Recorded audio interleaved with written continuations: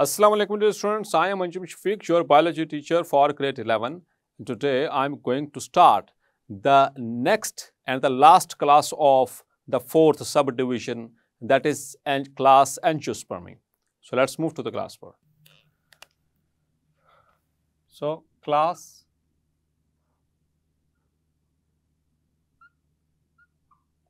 Angiospermae.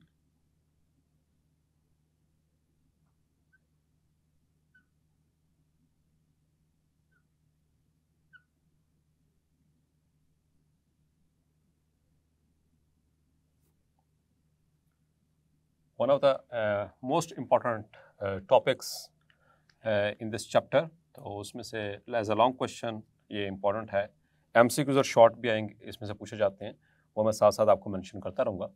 तो dear students, ये class the fourth subdivision of Pteridophyta, उनकी ये तीसरी क्लास है. उसकी 3 क्लासेस हमने चौथी सब डिवीजन की बात की थी. The 3 classes, the class Felicini जिसमें फर्न्स पढ़े, क्लास Gymnospermae जिसमें हमने जिम्नोस्पर्म्स को डिस्कस किया, the naked seeded plants, and now the class Angiospermae, तीसरी और आखिरी क्लास इसकी, that is the enclosed seeded plants. Clear? So angiospermae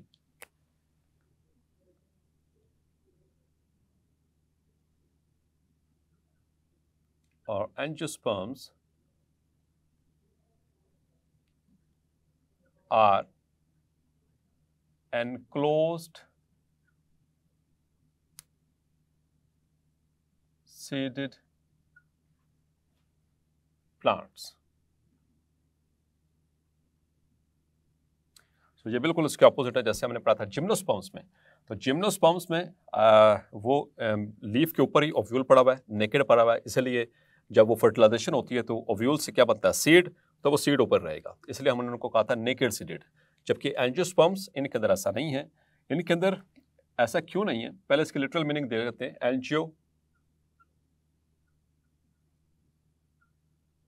Angio means enclosed और sac, इसका sac भी मतलब होता है, और sac, और spermy और sperm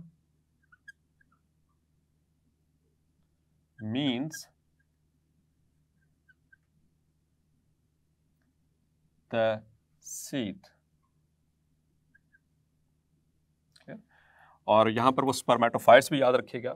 स्पर्मेटोफाइट्स ऐसे प्लांट्स जो सीड प्रोड्यूसिंग होते हैं उनको स्पर्मेटोफाइट्स कहते हैं, और उसमें 2 ही क्लासेस हैं पूरे प्लांट किंगडम के अंदर, एक जिम्नोस्पर्मी और दूसरा एंजियोस्पर्मी. क्लियर? अब इसमें जो फर्टाइल लीव्स होते हैं, the fertile leaves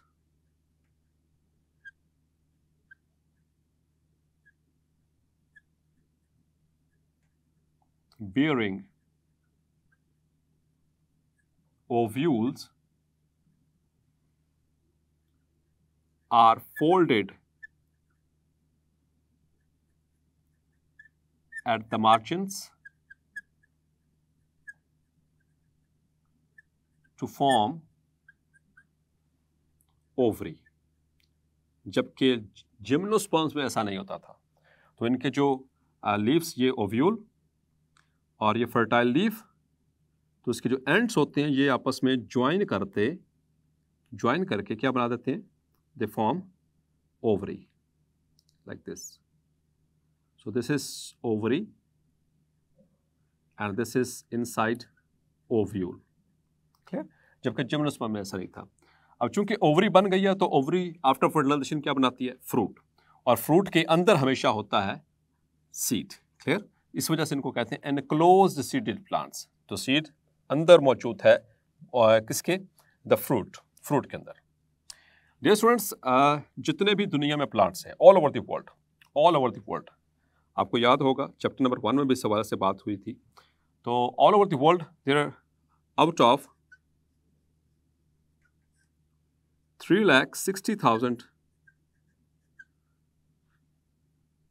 species of plants जो कि नॉन है, जिनके ऊपर काम हो चुका है. And out of these 3,60,000 species, 2,35,000 species only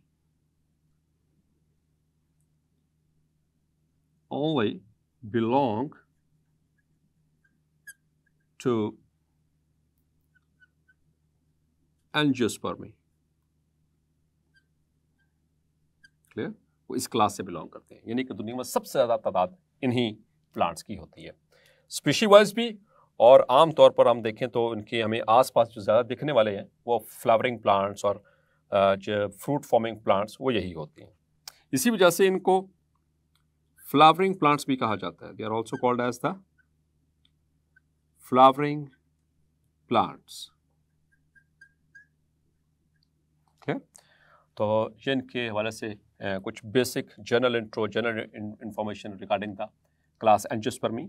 so they are flowering plants and seed producing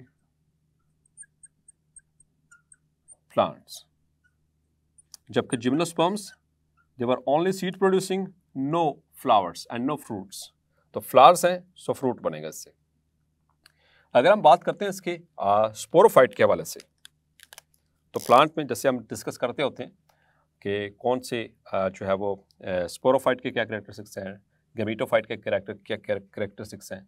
तो डियर स्टूडेंट्स, ट्रेकियोफाइट्स आपको पता है कि हम डिस्कस कर चुके हैं, बारहा डिस्कस कर चुके हैं कि जो ट्रेकियोफाइट्स हैं उनमें जो प्लांट बॉडी है वो स्पोरोफाइट है, यानी जो मेन प्लांट नज़र आ रहा था प्लांट बॉडी ट्रेकियोफाइट्स की वो स्पोरोफाइट होती है, और गैमेटोफाइट उसकी लेस कंस्पिकुअस होती है।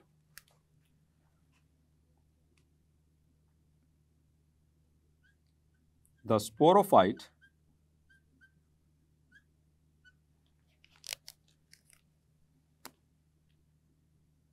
is well differentiated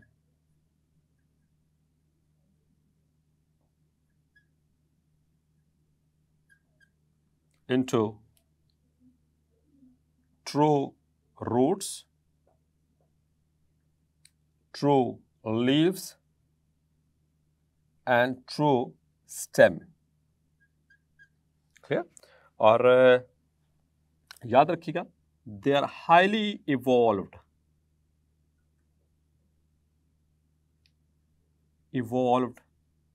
plants, यानी एवोल्यूशन के कॉन्सेप्ट के हवाले से सबसे बेस्ट जो फीचर्स हैं वो इन्हीं के अंदर मौजूद हैं, सबसे बेस्ट हर हवाले से, ठीक है, in the angiosperms.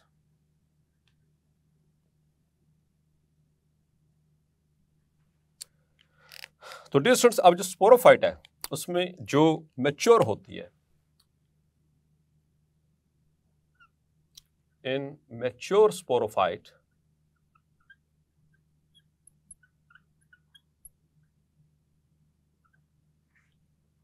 there are formed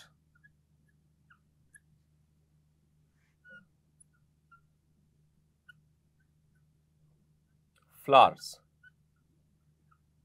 clear? उसमें फ्लावर्स बनते हैं, जो भी मैच्योर प्लांट होता है उसमें फ्लावर्स बनते हैं। और चूंकि हमने अब इसका लाइफ साइकिल भी डिस्कस करना है, तो लाइफ साइकिल के एतबार से देखें तो डियर स्टूडेंट्स, जो फ्लावर ही इसका बेसिकली वो पार्ट है जिसमें ये सारा कुछ स्ट्रक्चर बनेगा। तो आइए अब इसके फ्लावर के हवाले से कुछ डिस्क्रिप्शन इसकी देख लेते हैं, इंपॉर्टेंट है, शॉर्ट और एमसीक्यूज के पॉइंट ऑफ व्यू से। So the flower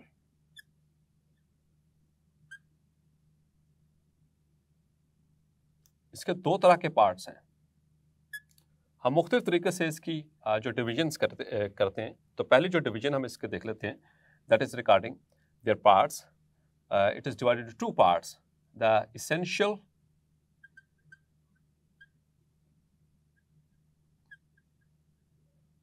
parts and non essential parts of the flower.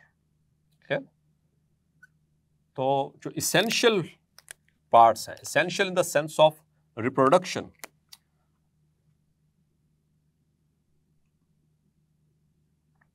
the stamens and pistil या जिसको हम it is also called as carpel, clear, pistil और carpel are the essential parts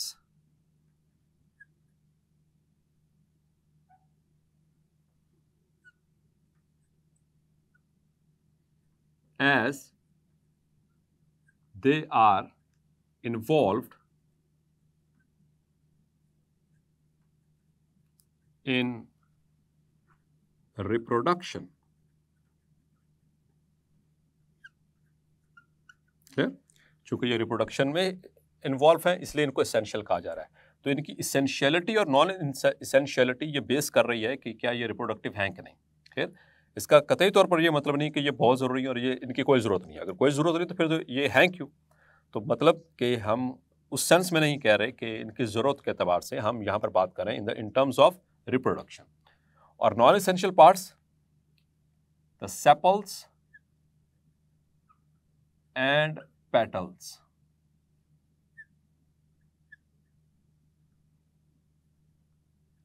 are the non-essential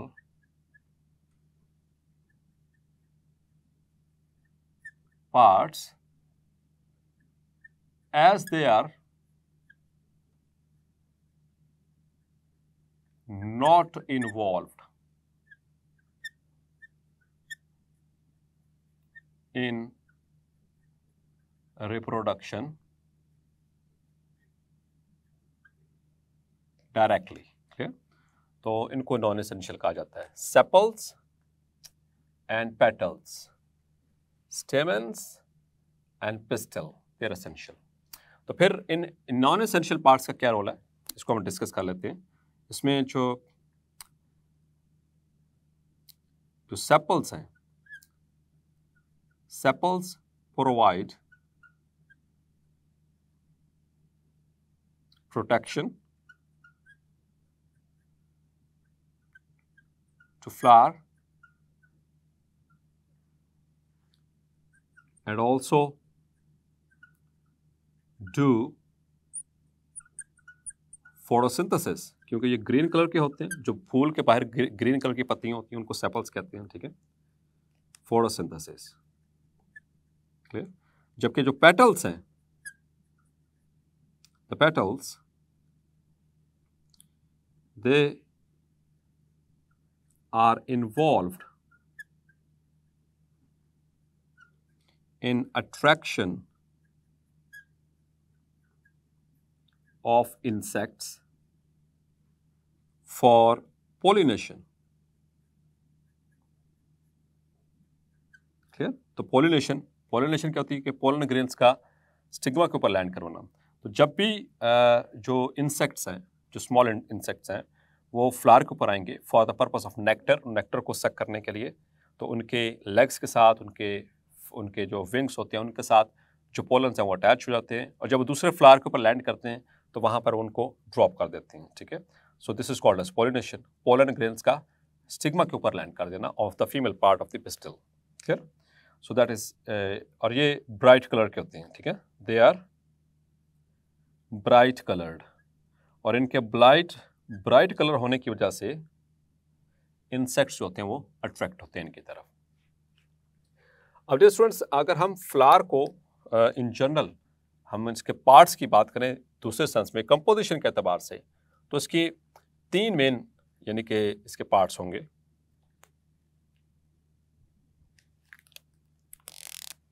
so here is the composition.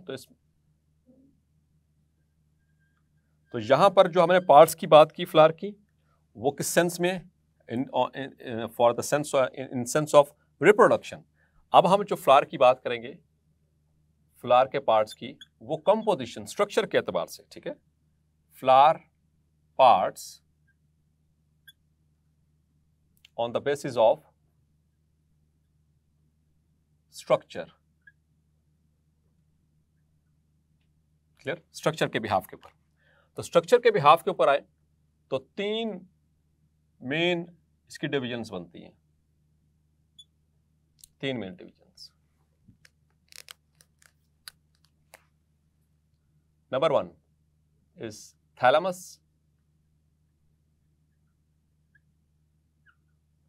और इसको torus भी कहते हैं, torus. Number 2, इसके थैलेमस के नीचे एक डंडी होती है, एक स्टॉक होता है जिसके साथ फ्लावर अटैच होता है। जब फूल तोड़ते हैं उसके नीचे एक स्टॉक होता है, डंडी होती है, उसको कहते हैं पेडिसेल। पेडिसेल या इसको कहते हैं और the stalk to which the flower is attached. और तीसरा हिस्सा, तीसरा पार्ट, तीसरा structure, that are the floral leaves, that are floral leaves. और फ्लोरल लीव्स आके 4 तरह के, जो अभी हमने डिस्कस भी किए। The outer most sepals and petals and स्टेमन and pistol. अब इनमें डियर स्टूडेंट्स जब देखें हम, तो सेपल्स और पेटल्स ये तो फिर भी यानी कि लीव्स की स्ट्रक्चर लगते हैं।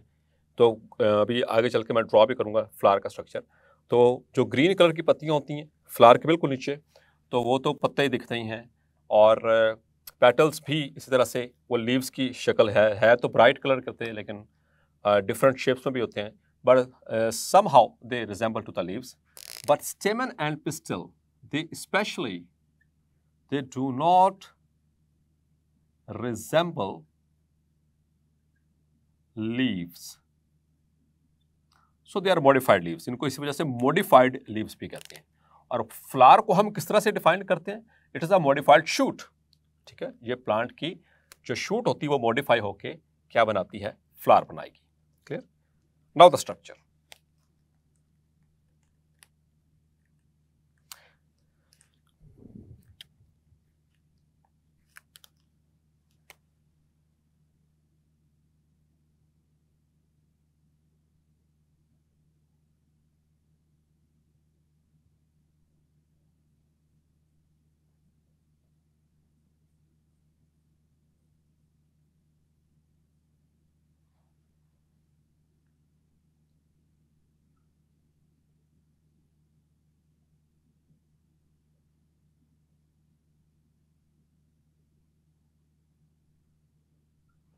So this is the structure of flower which I am drawing.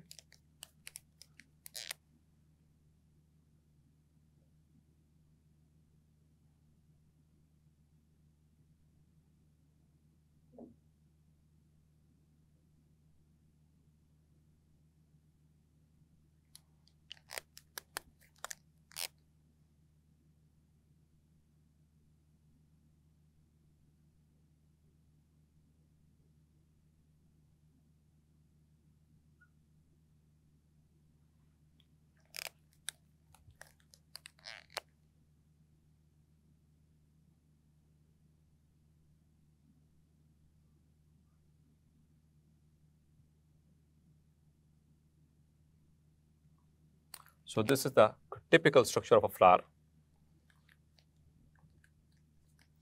So dear students, ये जो stalk है, this is called as pedicel. और पेडिसेल के ऊपर ये थोड़ा सा स्वॉलन पार्ट होता है। ठीक है, स्वॉलन, थोड़ा सा सूजा हुआ, मतलब कि गोल सा, राउंड सा, उभरा हुआ हिस्सा, this is called as thalamus, जिसको हमने क्या कहा? टॉरस। उसके बाद दिस इज द सेपल।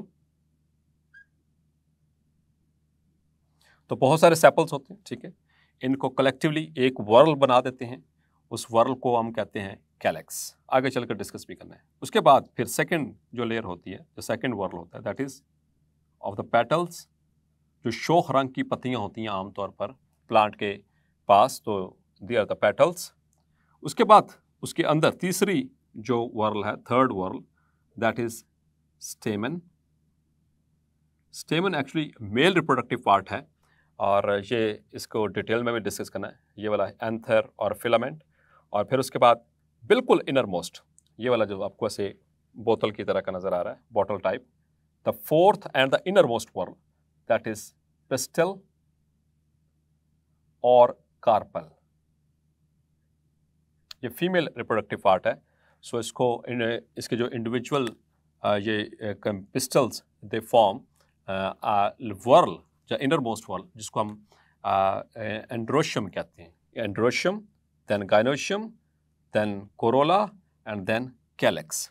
तो टोटल कितने बन के? 4 वर्ल्स। तो इनकी तरतीब भी लिख लेते हैं क्योंकि नेक्स्ट लेक्चर में हमने इसको इस्तेमाल भी करना है। तो sepals, they form the outermost or the first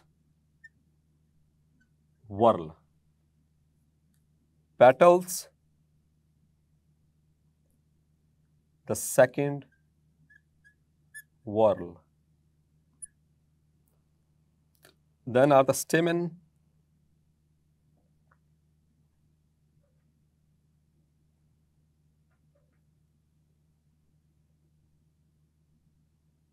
stamens, the male reproductive part, that is the third, they form the third whorl. And the pistil,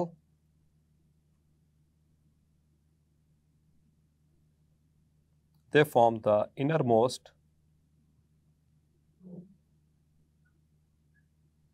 or the fourth whorl. तो dear students, इनकी aggregation से बनता है whorl. तो whorl का भी नाम मैंने नहीं बताया, मैं बता देता हूँ। जो सेपल्स हैं इनको कलेक्टिवली कहा जाता है कैलेक्स, जो तो आउटर मोस्ट वर्ल का नाम है actually calyx, that is calyx. So petals, the all petals they form Corolla. The stamens in the flower, they form androecium, and the pistils, they form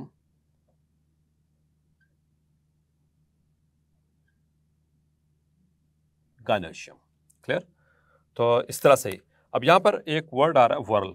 तो whorl dear students, जो हमने बात की कि जो ये फ्लावर है ये मॉडिफाइड शूट है, तो ये इसका नोड होता है। तो एक नोड के ऊपर जब एक ही जैसे स्ट्रक्चर्स आकर ऐसे अटैच हों तो उसको हम वर्ल कहते हैं। जैसे बहुत सारे सेपल्स एक ही जगह एक ही पॉइंट के ऊपर आकर इकट्ठे हो रहे हैं, so it form a whorl.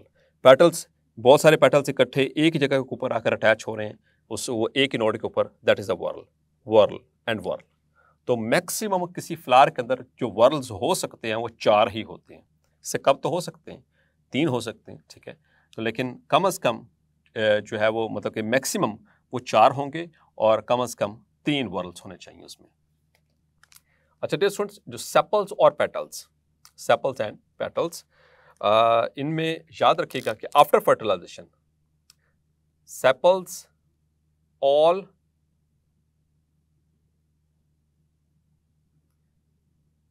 Fall off, ठीक है, and petals they all fall off usually, ठीक है। लेकिन कब? After fertilisation. जब फर्टिलाइजेशन हो जाती है तो इसमें से ओवरी से फिर वो बनेगा फ्रूट। तो उस वक्त ये पेटल्स तो आमतौर पर सारे ही, और sepals most of the time ये फॉल कर जाते हैं, ठीक है। सो डियर स्टूडेंट्स, होपफुली आज का लेक्चर आपको क्लैरिफाई हो गया होगा। मिलते हैं नेक्स्ट लेक्चर में और डिस्कस करेंगे the life cycle of angiospermic plants. तब तक अपना ख्याल रखिएगा। अल्लाह हाफिज।